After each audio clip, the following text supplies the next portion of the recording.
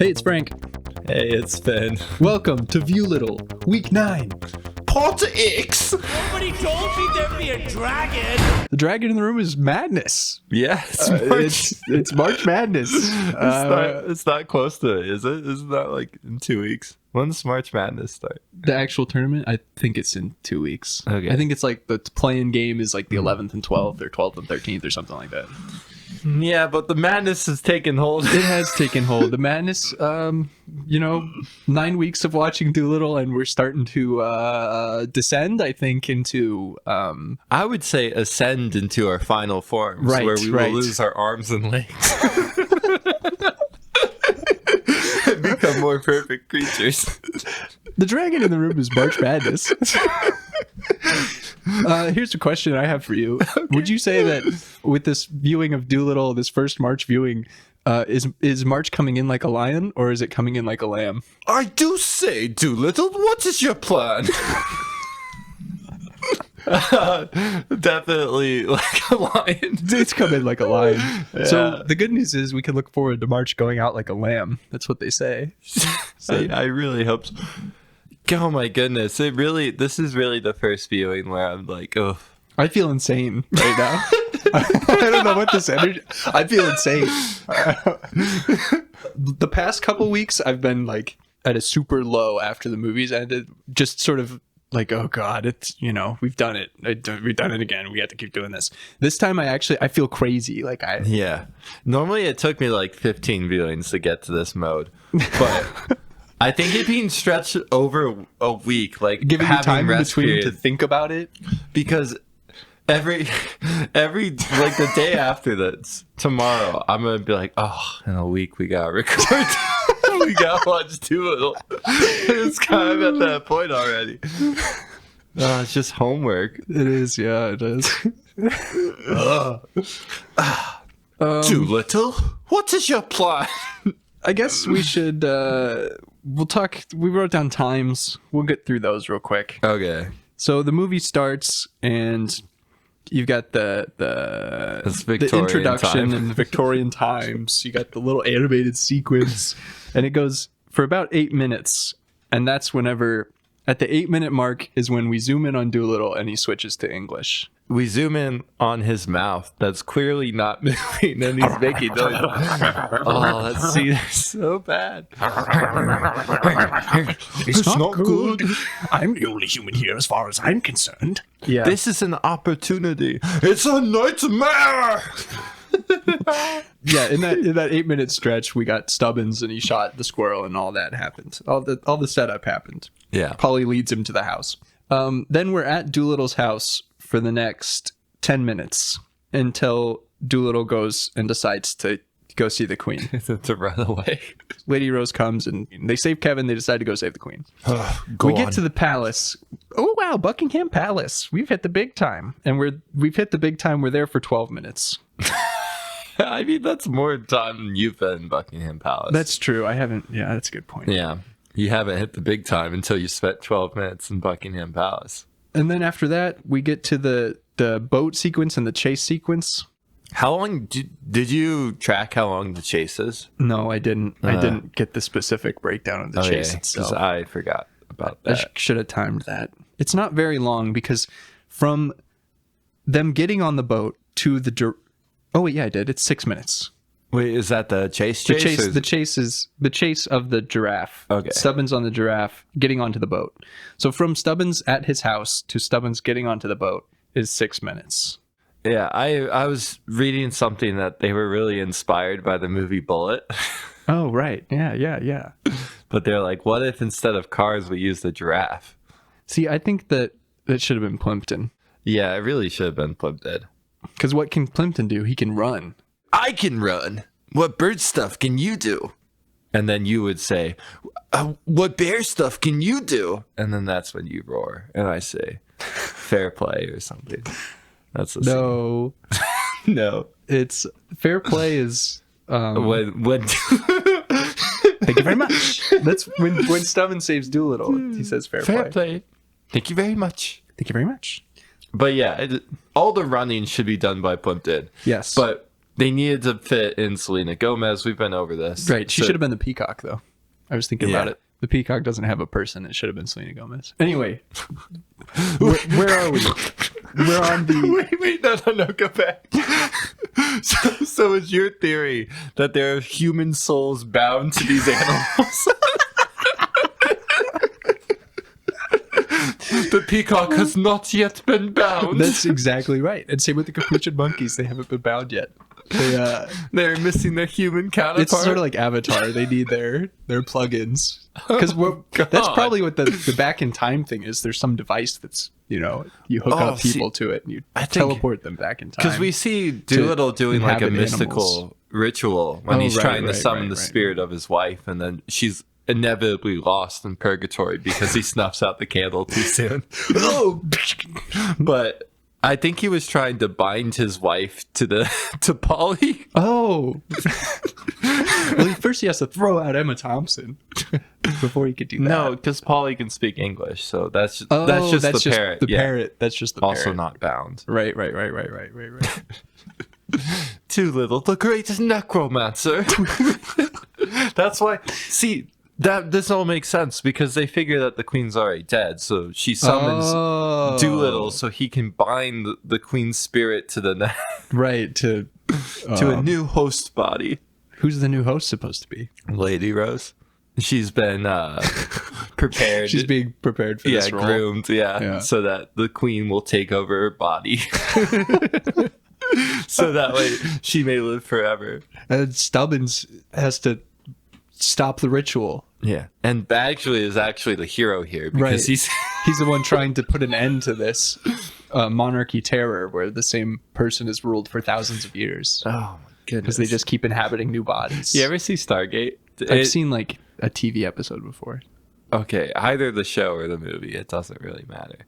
The main villain is like a worm that lives inside of people, and it's like a personality, and it gets put into different bodies over time. So what I'm saying is, what they didn't tell us is this is in the Stargate universe, which might be universal. That could be why the time travel stuff's going on too. Can't the gates do time travel stuff? I don't know. I was watching it and then it got taken off Amazon, so I stopped watching it. Well, it seems like you'd be able to do some time travel stuff with Stargates, right? I think you're thinking of the time gates, but oh right, yeah. Good point. Okay. Back to you listening to times. Listening to times. Okay, so I'll do a quick summary for everyone just to catch everyone back up. So 8 minutes is the intro. Then Dolittle starts speaking English with the animals. We get 10 minutes of that in the house, and then we get 12 minutes of the palace setting up the adventure. Then we get 6 minutes is getting onto the boat, getting everyone onto the boat, and then 9 minutes is the boat scenes and the boat chase that occurs as well. And then we arrive at Monteverde, and we have 22 minutes at Monteverde. That's insane. I didn't realize that it was that long. It's so It's rushed. long compared to everything else, but it's also there's not enough time because there's so much. Like when you think about that 22 minutes, what's going on there? You have the break-in, you have Dolittle you have them being captured, you have Dolittle with Barry, you have the animals coming to break Dolittle out of prison. So there's like the animals coming to break Dolittle. Yeah. So when you break down those, that's only like 5 minutes, for each of those, and all of a sudden you understand why everything feels so rushed. Anyway, then we have 13 minutes at the Dragon Island. We have 6 minutes back at the palace at the end. We have 4 minutes for the post-credit scene. That's pretty much the movie. The only time I didn't say yet is we spend a minute. They get the boat back from Rizzoli, and they follow Moodfly with whales. That's literally like a minute long. My question is, how long is the total before they're like sailing? What is from the intro to like when he first gets on the boat? I believe it's 36 minutes. Because that part of the movie isn't bad, right? Right. That part feels decently paced. Yeah, it feels like a movie, I think is fair to say. Like there's still some weird things like the lion cub that doesn't exist. Right. It phases in and out of reality because it hasn't quite been bound to the house. We need to find the host body soon. We have to tether the lion cub to this world, to this time, or else it will be floating. I don't know. Okay, I'm done. Dolittle, we caught another boy. Quick, tether. Get the operating room ready. I do like the idea that he's like a necromancer of some sort. Yeah, that would be cool. It would be cool. Making him into a villain. Doolittle's the villain instead of the hero that we don't like very much. It kind of comes full circle with the idea of him being a cult leader, is that he's also an occult leader. Oh, wow. Oh, boy. We have jokes here. But that's all I had to say. It was just that joke. Yeah, I think the pacing of the movie was kind of insane. Like the Dragon Island, what'd you say is 12 minutes? 13 minutes. 13 that is minutes. not enough time. Yeah. 1 minute from the boat to island, not enough time.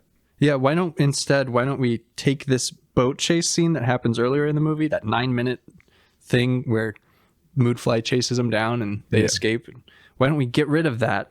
And why don't we put those 9 minutes into the arrival at the island instead? Yeah, I think that would be better. Or just make the movie longer? Honestly, I'm okay with them just setting up the whales from the very beginning. They get out to the open sea. There's no one around, no one chasing them. And then someone says, how are we going to do this journey in like this amount of days? Because 7 days. Okay, I have a question for you. There's a line in the movie when Blair and Lord Badgley are talking. Blair Moodfly. He says that she'll be lucky to last the week. Yeah. So are we assuming that the queen was lucky and it's longer than 7 days? Or are we assuming that she wasn't lucky and this movie takes place in 7 days? We were roughly keeping track of the days. It seems like there are like 6 night cycles. You can't tell once they get to Monteverdi. You don't know how much time has passed because that could be 1 day. It feels kind of like it's 1 day. But that makes... Like the sun's setting at the end of the day. Yeah, it makes no sense because of how much happens in that 1 day. Yeah. He captures him, or they break in, he captures him, it's still noon. They execute him, it's still noon. I think it's 1 day. I think Monteverde is 1 day. Well, then it's all in 7 days. Yeah. Which is hilarious. And that's why it would make sense from the very beginning. And like, if someone was like, how are we going to travel this fast? And he goes, whales, boyo, whales. Which, I mean, whales can only go 17 miles per hour. So, I mean, if we assume that it's happening over this short amount of time and they're going 17 miles an hour, this Eden Island has to be pretty close to England. I was just about to say, everything was closer back then. Everything must have been closer. The world was smaller. They did have cars and planes. The only way that would have worked is if things were just closer together. It must be continental drift. It must be related to that. Everything's just closer. Yeah, so this is an alternate reality. This is the first timeline. And then the great extinction happens. This is billions of years. But the Earth has expanded since then. Yeah. Right. This is tiny Earth theory. We need to sit down and restructure this entire movie. You're right. That needs to be a future episode where we just write this movie. Do you mean just to recut the movie, or do you mean like to rewrite the movie? Yes, both. Both? Okay. Because if I were recutting the movie, I would just take out all of the extraneous animals, and I would take out. So it's just Dolittle and Stubbins. I would move the boat fight to after Monteverde. Yeah, it would be. I would place Monteverde as at the beginning of the movie, and then flashback. Yeah, flashback. Freeze cut. Freeze cut.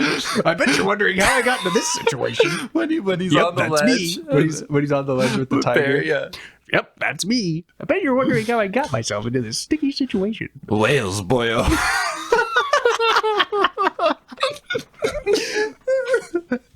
Whales. All right, I think we move on to our notes. The first thing I've written down is Troll World Tour.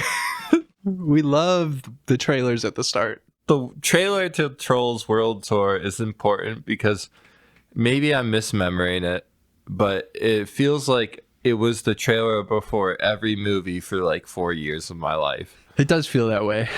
And every time we watch it now, we watch like at least a part of the trailer before we could get the menu to pop up. Yeah.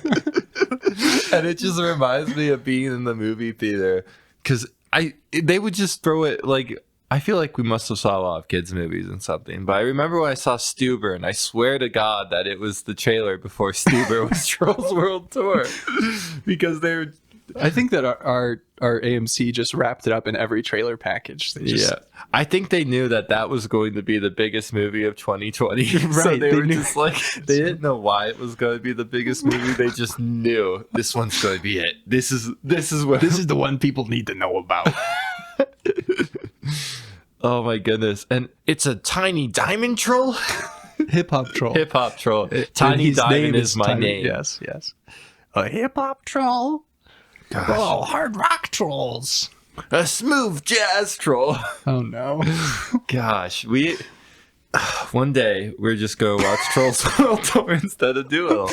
We watched instead. What we do is we reverse we watch the full movies of the trailers, and we watch the trailer of Dolittle after the movie. I like the idea of we have Dolittle audio into our ears, right. but we're actually just watching Trolls World Tour.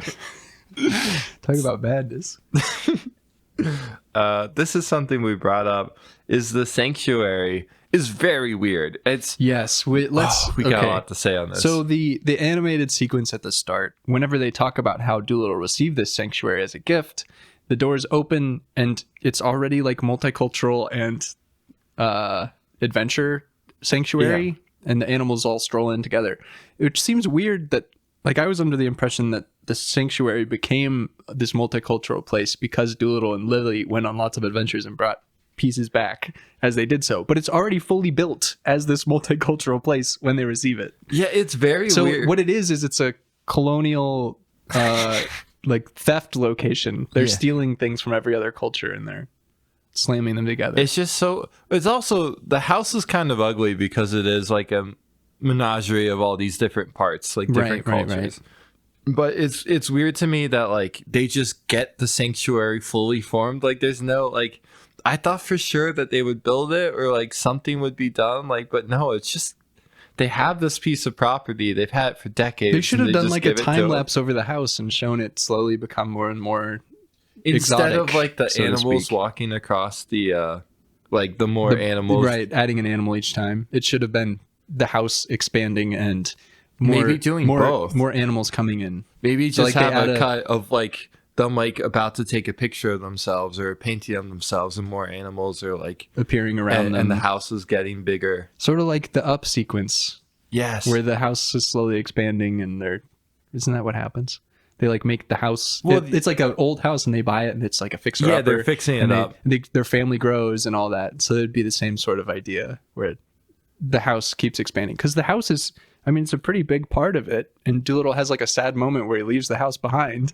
Yeah. And like the entire setup is that Lily asked Dolittle to stay behind and look after the animals. So the house is like a central point to him not leaving. So it should have been slowly built into this cool cultural puzzle instead of being that from the start because the English just already had built it. I think this is a good time to tie in then.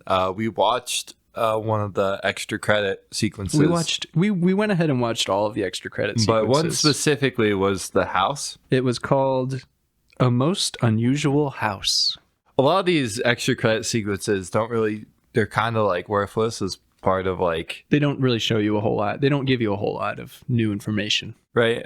But this one, it was interesting. They're all interesting, but this one like had some really cool shots of like why they were designing like the thing that fed the animals, The different mechanics inside the house. like all the steampunk things. Yeah. And it just makes it seem like the house was supposed to be a bigger deal than it was, because we spend like 13 minutes there, right? If you're including from the start of the movie until we leave the house, it is 19 minutes. Yeah. And then some of that, not all that's in the house though. Right, because it's Stubbins in the Stubbins. forest. Is a little bit of it. Not a whole lot, but a small chunk of it. So I really feel like we should have spent more time there. If like they put watching all of these is upsetting because you can see how much time they put into like set design that just isn't used. The locations are all built up in pretty cool ways. Except, I mean, like the dragon cave isn't. Well, we didn't get to see the making of the cave. That's true, yeah. Or the design process behind it. Yeah, so that's like all I gotta say about the house. It should be more important. It's weird that it's not. There's like It is. I mean, it also happens at the most coherent point of the movie too. Yeah. So like, That's true. yeah. Okay, let's go on to the other extra cuts things while we're here. There are. I'll just list them out real quick. Okay. There are 6. So we've talked about 3 so far. Talk to the Animals, Antonio Banderas, Pirate King, and A Most Unusual House. The other 3 are RDJ and Harry, Mentor and Mentee, Becoming the Good Doctor, and The Wicked Dr. Moodfly. Okay, the Wicked Dr. Moodfly is Michael Sheen just like talking about his Moodfly. And it's not really like, I don't know, it's whatever. There's not a whole lot to it. There's not a whole lot of meat to it. Yeah. It's just kind of a cursory look at the character and some behind the scenes shots that don't tell you a whole lot. It's similar for the other one, the Mentor and And Mentee.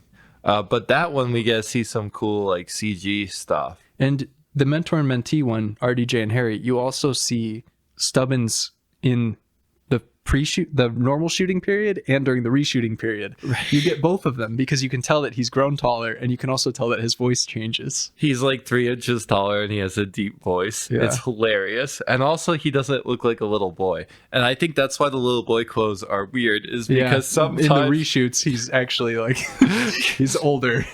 he's clearly tall. And I think that's why they made that one shot that we saw of RDJ towering over him. I think that must have been the reshoot because they were trying to establish that he was shorter, but at this point he clearly was taller. So it didn't quite light up right. Yeah. Because I think he would have been like 14 or 15 as opposed to like 11 or something, right? Like, well, the reshoots were in 2019, and the filming, and the first was in principal photography was in 2017. and Is that I think, right? yeah, so I think he was like 12 then or 11 then. So he would have been definitely from the time of his like auditioning to the role too. He would have been 13 or 14. So that's like a pretty substantial time for change. But also we got to see the CG shot of, or like the pre-CG of them like sneaking across. And it was just funny to see all the green animals. Yeah, the green animal heads and the people in green suits positioning them. Yeah. We didn't see Plimpton there. Right? Yeah, we did. Oh, yeah. There was a guy holding an ostrich head. I remember Dab Dab was just a green goose. Yeah, on a stick. And Yoshi was a bear head that a guy was carrying around. The actual interesting one was Becoming the Good Doctor. That's where we saw that. No, that was in Mentor and Mentee. Yeah. Okay. But they all run together because there's not a whole lot of difference between them, and there's like they're all introduced by Downey and Susan. One of the cool things in Becoming the Good Doctor was he was holding an actual squirrel puppet when he gives him squirrel CPR. Which means that what they did was they took that squirrel puppet and they CGI'd over it, which is why it looks so weird, perhaps. Also, it looks squirrel-ish, but it could have been something else. Because it was like kind of undefined rodent to me. I'm pretty sure it was a squirrel though. We should have looked at that closer. Like it did look squirrel-esque, but it also maybe it was a mouse. It just kind of looked like rodent. Yeah, because with the reshoots, that would have been a mouse originally. So I have it's very unless the squirrel surgery. Oh, of course, the squirrel surgery is reshoots. Yeah, I don't think the mouse was ever in there. Yeah, so that was from reshoots. Yeah. Yeah. Okay. Never mind. It's just the size is weird, and we don't know enough about CG, like making CG, to like comment on that. It just looks weird, and then the actual him holding it looks really bad. So there has to be some reason. My only guess now is that because they have like little green blobs for the puppies. Yeah. So my guess is that instead of doing a green blob, they did like, oh, we can make a lifelike squirrel, or maybe it's just a real squirrel. Yeah, that he's holding. And then they CGI'd over it to make it continue to look like Kevin because it's a CG squirrel in the rest of the movie. It could also be like, I don't know, like I said, I don't know enough about CG, but I'm assuming when you hold something, it might be easier for it not to just be a green blob. Do you know anything about this? We need an expert. The reason I think it's kind of weird is that, so when it's just a green blob, you're replacing the green blob, right? Right, exactly. But whenever you're going over a puppet, or whatever it is, of a squirrel that's there, you have to use what's there. Right, exactly. So I feel like it would be more difficult to make it look convincing. And when he moves the squirrel in the like final cut, like you can see it like weirdly his moving fingers. around in his hands. It's like floating. Yeah. It's like floating. Did you have anything to say about these extra cut scenes? Or? I wish that instead of bringing in like cast members, they brought in more technical people, because I think the most interesting ones is like A Most Unusual House, where they're bringing the people who actually technically build things.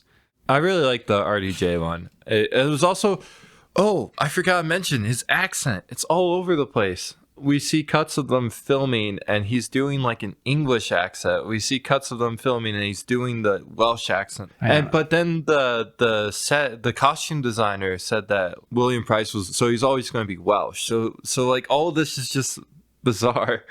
And then like I know like people act in different ways, but it's also weird to me like if you're going to do a really difficult accent to like be speaking English and then immediately, or like in your normal voice and then immediately going into it without like warming up at all. Well, I mean, if he's practiced the lines and stuff. I mean, he hasn't. Like he hasn't practiced this accent. We do know that there's a lot of improv apparently. So it's just weird to me. All of it's weird, but one thing that we can say positive is everyone like is happy. It could be like how they're cutting the extra credit, but like everyone seems to be having a blast and it looks like a fun place to work. I did think there were a couple lines that Stephen Gaghan delivered to the bonus features camera. Yeah. And it was like Robert Downey Jr. was born for this role and that kind of stuff. It's also funny you see him talking to the camera and then he's not in like the rest of it, because you could tell that's when they're doing reshoots and he's not there. I think he was still around for that. Was he? I think. Because it's weird that he pops in and out.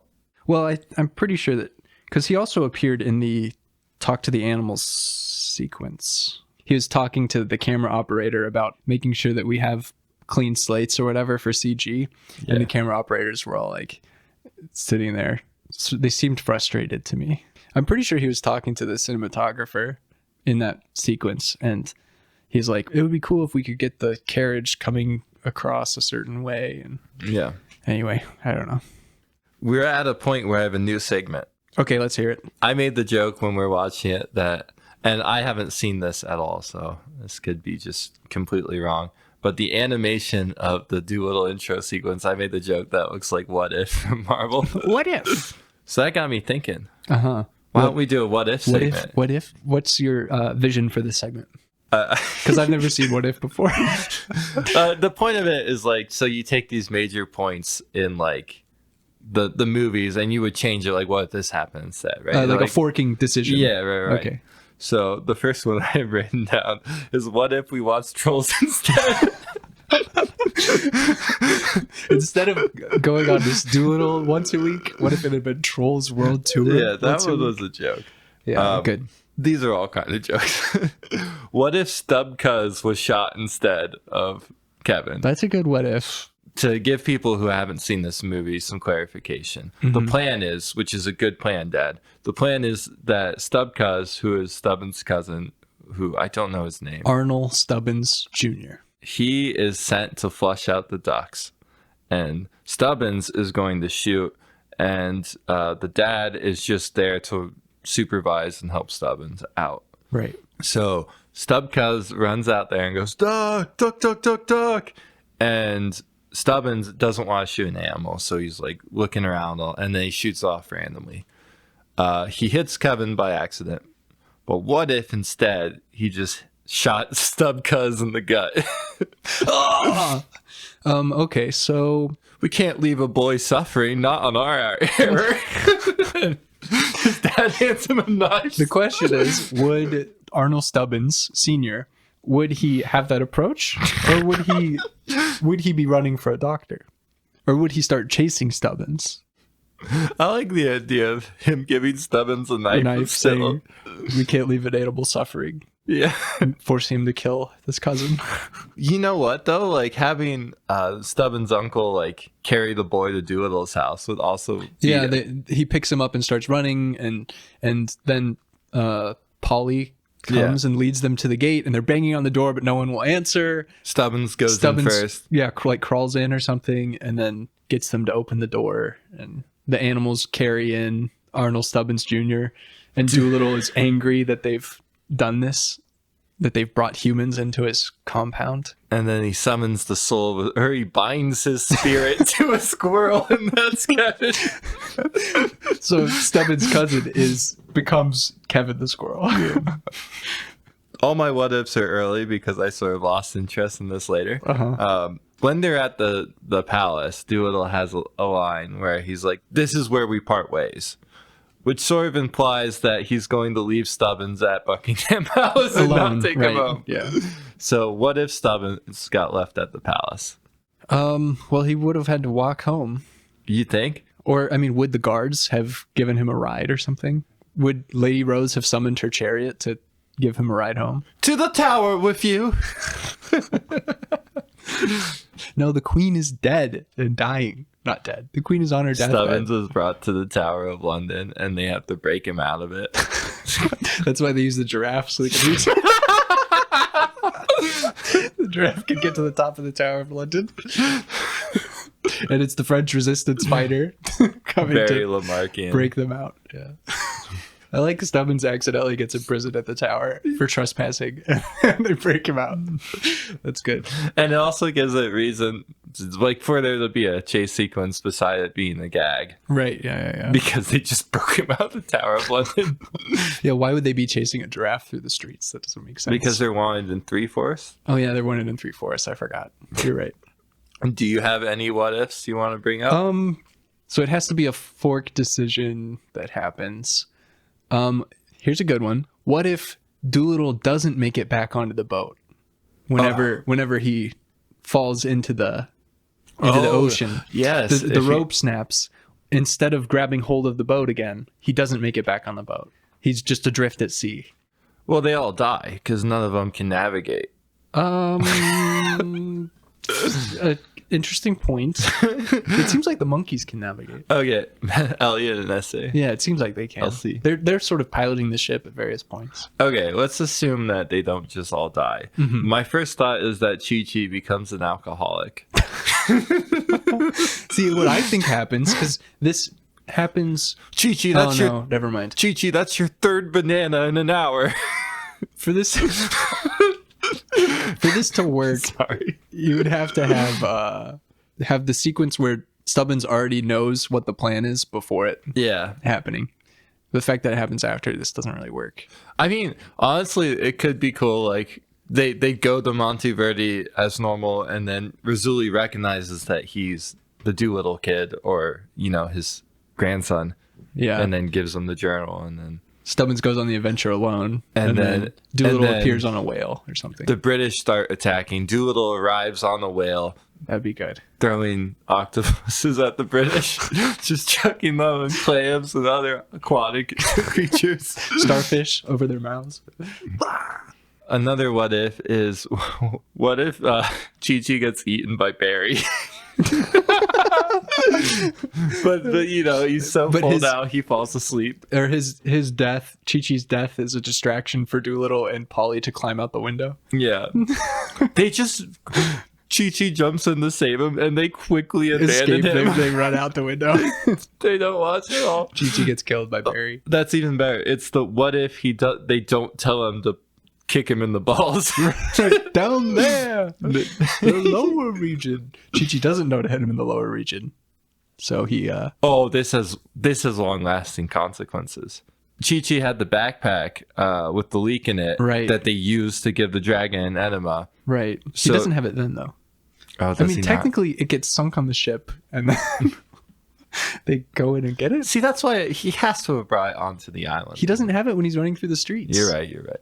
I think it might be sitting on the dock at the end when they're all sitting around at the dock. So maybe it was like, it was adrift in the harbor. And they fished it out. I guess that would be what had to have happened, because the leaks are in it, so it's floating. Do leaks float? I don't know. I have no idea.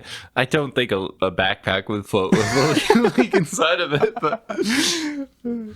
All right, that has been my new segment. What if? Going off of this, because we've been talking about Rizzoli's Island a lot, and I wanted to do some fin fiction for you. Okay, let's hear it.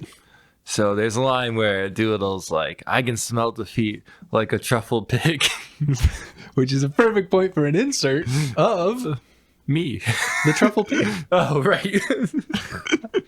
Of a truffled pig that goes, no, you can't. I can't smell anything.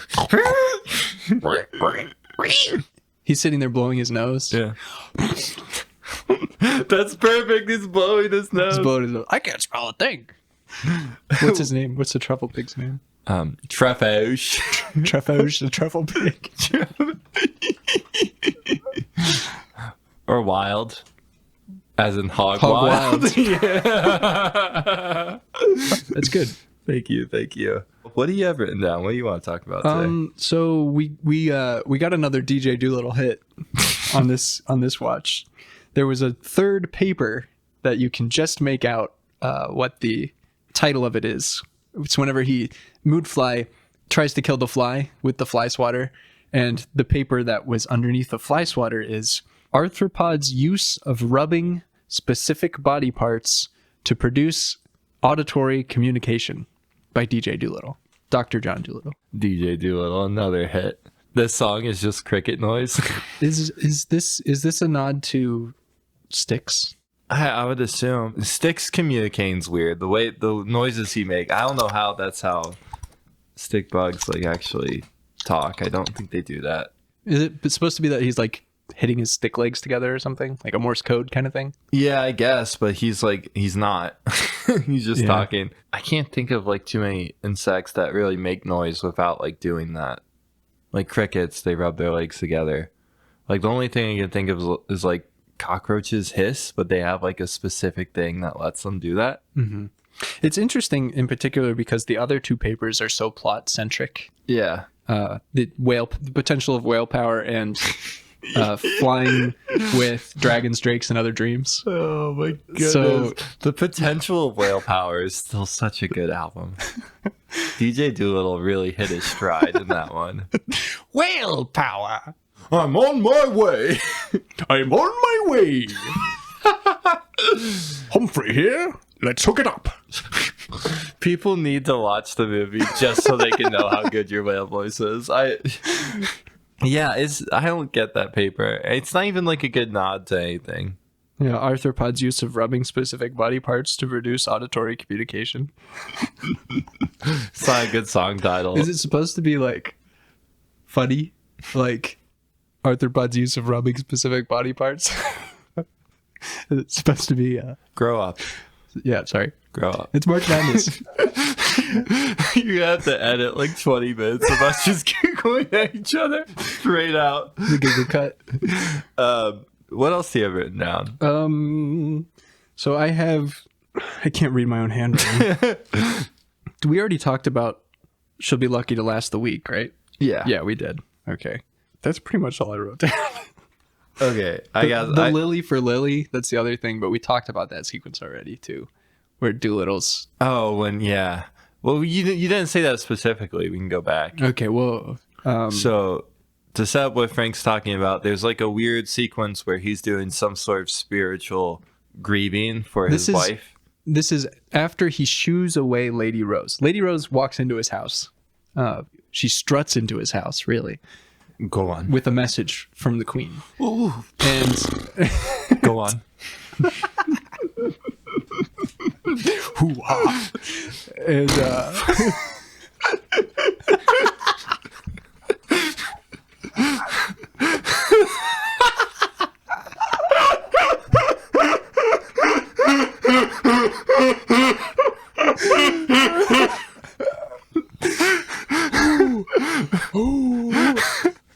Okay, so there's like a spiritual sequence where he's screaming his wife.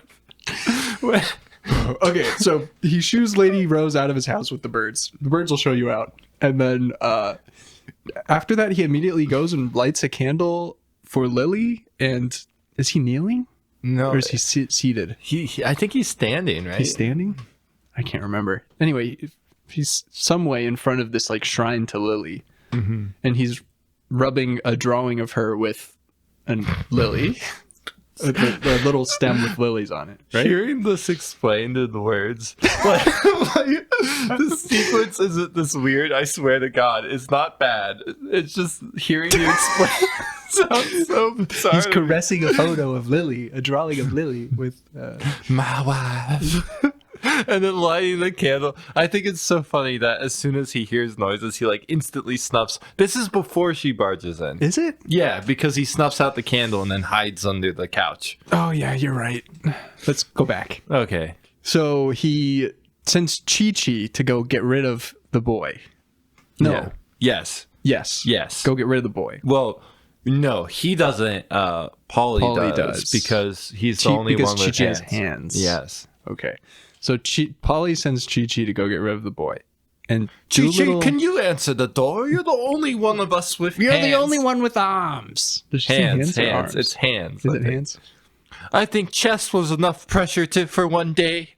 And then he says, don't forget your mantra, Cheech. I am not a prisoner of fear. You are not a prisoner of fear. And then he scoots away on his back. Dolittle does. So then, while Chi-Chi's dealing with the people, that's whenever Dolittle is having sort of like a sexually charged ritual with a picture of his wife. Of his deceased wife for 7 years. Rubbing her portrait with a lily. It is a lily, right? The flower. I don't know. I'll be honest. You said lily. I just assumed you were right. I'm assuming it's a lily because it's... Some lily her on name lily is action. Lily. And I don't know. It just makes sense, I guess. He's sort of biting his lip, too. No, he's not. No, he's not. I made He's that saying, I should have been with you. Yeah. And then this is when Lady Rose barges in quite rudely. And that's whenever he hears her barging in, so he extinguishes the candle to make it seem like no one's there. Yeah. Because now that the candle's extinguished, she clearly won't see that the smoke is rising from it. No, and she won't see the hot wax that he splattered everywhere. And then he hides under the couch, and that's when we get to what we were talking about earlier. What are you doing down there? Are you all right down there? Are you all right down there?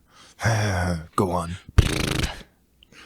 The queen has summoned you to Buckingham Palace. Ooh-ah. She has fell ill or something. Gravely ill. She's fallen gravely ill.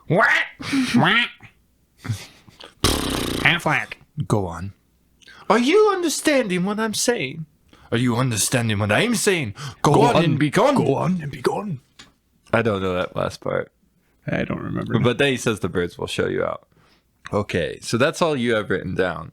Yeah, I didn't write anything else down. Okay, I have Great Goof. Oh, yeah. Great goof. Great Goof. We caught a goof on him.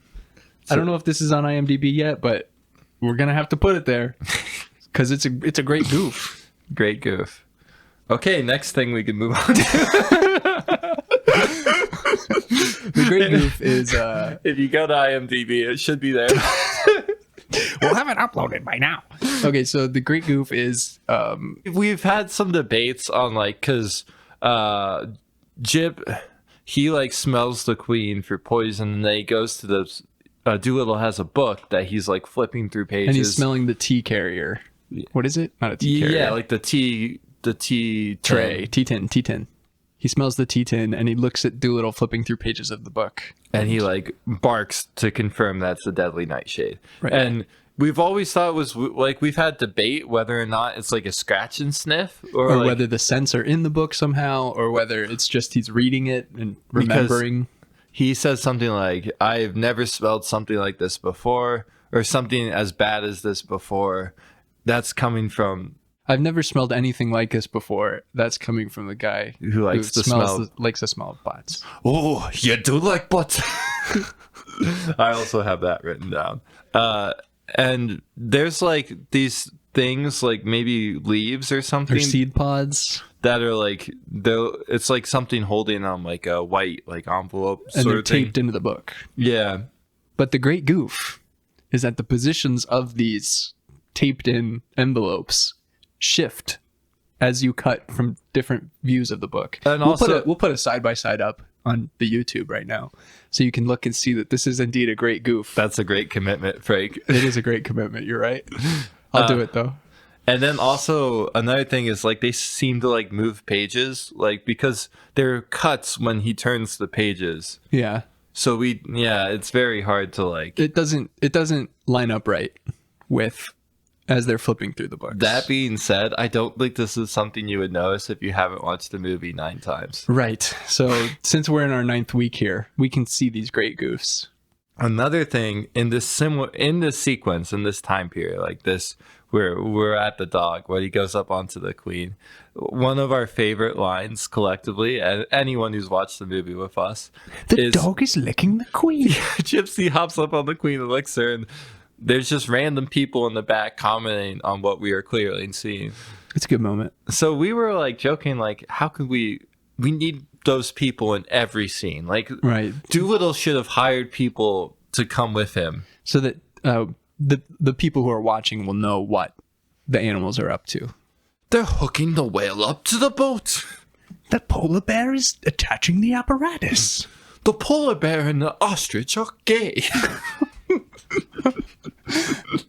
The hat is a fox. And then in this same, like, I have a lot to say about this opening scene. I have no idea why. Like, in the Queen's bedchamber, Lord Badgley has no idea what to do with his hands. Like, he's not given correct. He's got NPC stance going for sure. He's standing so bizarrely with his hands, like, straight at his side, rigid. Idle animation. No, it's not even an idle animation, because that idle animation is supposed to look natural, like you're moving your hands, or like they're not just like perfectly static, like he's concentrating on not moving them. It's so weird. I see. What's your plan, Dolittle? We've probably done more quotes this episode. Quotes per minutes are way up. We're descending into madness. That QPM, we got Very high QPM. Okay, let's see. At Monteverdi, we like scrubbed through the footage. Now we know exactly what happened on that dreaded isle. The British are invading. Like, Yeah. so we like theorized that that the British should be attacking the island. It makes more sense than Yoshi just making a distraction and blowing it up. But when Stubbins is running through the island with the book, you can see them fighting off British soldiers. Yeah, you can see the pirates in the markets and in the streets scuffling with British soldiers. Yeah. There's like a couple quick moments of it. You can just see the British guys as Stubbins is sprinting. I have it. Now I have it. And the last thing I've written down is the mini counter of how many lines Minnie has is still 4. Yep, still 4. But he says 4 things. We'll let you know if anything changes. If we find another line, one gets added or something. So maybe it's because I'm more awake, but I swear to God that we have watched a different cut today. Like, I haven't seen things in this one that I haven't seen before, and I think you're just gaslighting me at this point. I've been switching them out. The only thing I have to do is put Trolls World Tour at the start, and he has no idea. He'll always assume it's the right one. Yeah, when TJ was here last time, I thought it reminded me a lot of Die Hard. But Trolls World Tour was there. I knew it was Dolittle. It had to be Dolittle. This is Dolittle, I swear. With a vengeance. Do you have anything non-Dolittle related to share? I listened to the podcast this week. Yeah. And what you said about not wanting Dolittle to be the only movie you watch really resonated with me. And I'm like, I cannot, that can't be the only movie I watched this week. So, yesterday I watched Speed Racer. Oh, cool. Yeah. I still haven't seen that. I still need to watch that. Well, I think what's kind of relevant is like the whole movie's CG. Right. And it's similar to Cats, that once you adjust to it, it's like... Because it's like hyper stylized. Yeah, but the difference is it's like really good. It looks really good once you like sort of adjust it to this weird like cartoony world that you're in. And like the editing is absolutely fantastic. You should watch it for that. The editing is like some of the best I've seen in any movie. It's just really fun. Like, characters will show up on screen as they're saying lines while the action is happening behind it, and they're like in a reel, like they're moving across it. You'll see reactions from the audience in the same way. And I think the opening of the movie is probably like the best intro to any movie, like like plot wise, because the way it opens is him as a young boy, and then it's intercut with him racing, like the current race he's in now, like present time, he's in a race. And then it's cut with his brother also doing that race.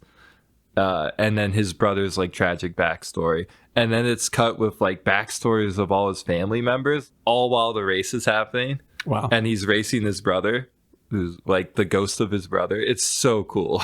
I'll have to check it out. Otherwise, just been playing Metroid still.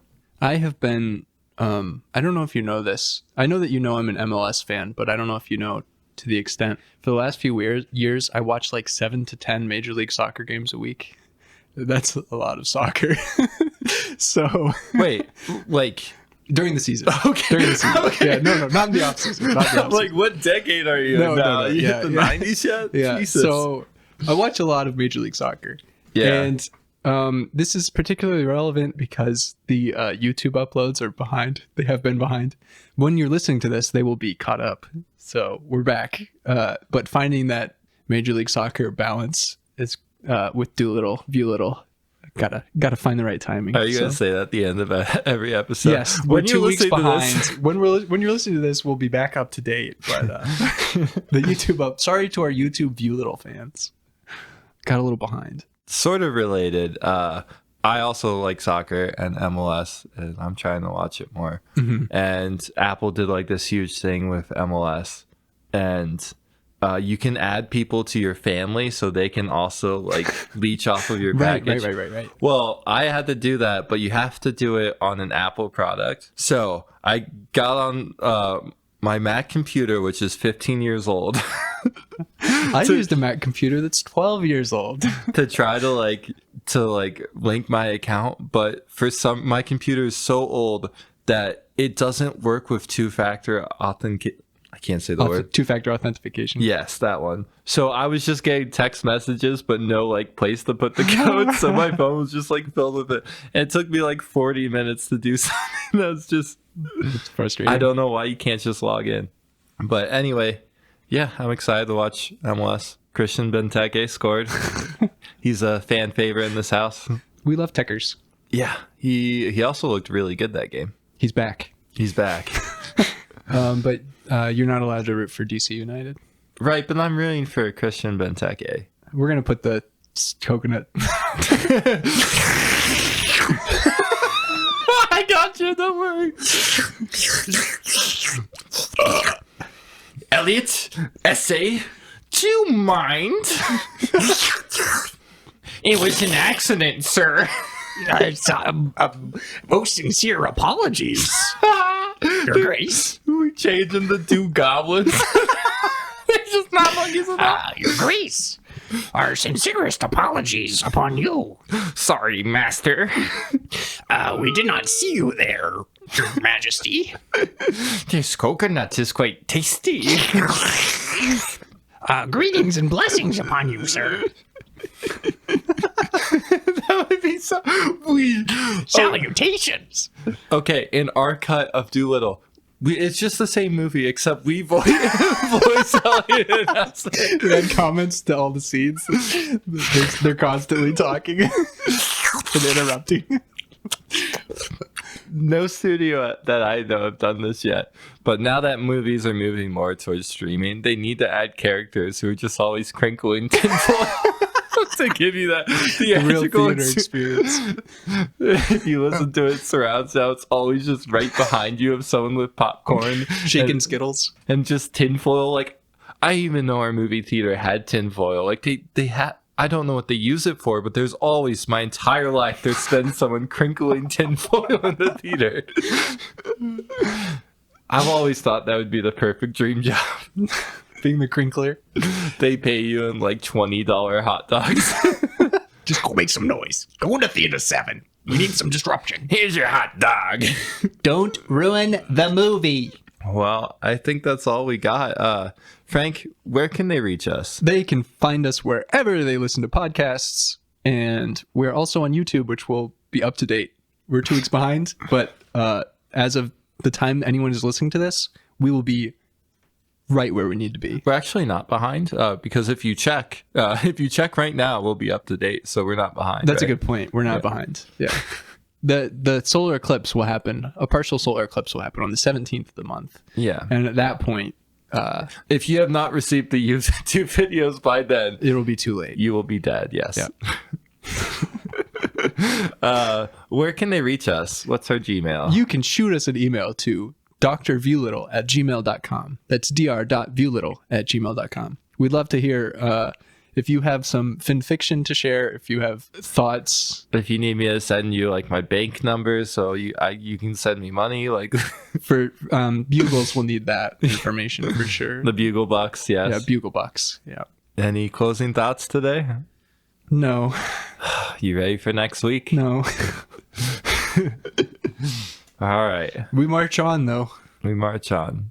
And I should note now, Madness will probably be the dragon in the room for the rest of my life. I expect at least through March we're going to have some madness, I think, as we go through. Well, my name is Finn. And I'm Frank. And this has been Viewlittle. And I'm out of here. The birds will show you how to... Bye-bye. It's a nightmare!